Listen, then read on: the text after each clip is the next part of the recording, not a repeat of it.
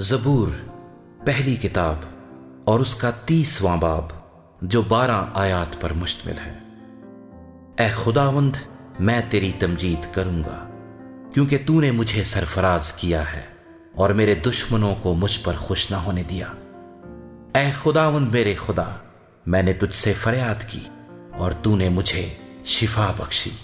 اے خداوند، تو میری جان کو پاتال سے نکال لایا ہے، تو نے مجھے زندہ رکھا ہے کہ گور میں نہ سو جاؤں۔ خداوند کی ستائش کرو، اے اس کے مقدسو، اور اس کے قدس کو یاد کر کے شکر گزاری کرو، کیونکہ اس کا قہر دم بھر کا ہے اور اس کا کرم عمر بھر کا۔ رات کو شاید رونا پڑے پر صبح کو خوشی کی نوبت آتی ہے۔ میں نے اپنی اقبال مندی کے وقت یہ کہا تھا کہ مجھے کبھی جنبش نہ ہوگی۔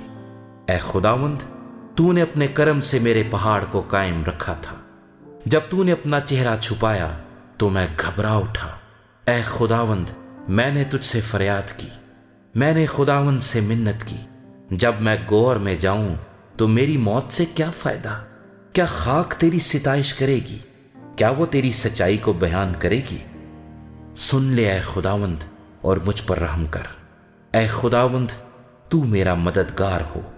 تو نے میرے ماتم کو ناچ سے بدل دیا، تو نے میرا ٹاٹ اتار ڈالا اور مجھے خوشی سے کمر بستہ کیا، تاکہ میری روح تیری مدح سرائی کرے اور چپ نہ رہے۔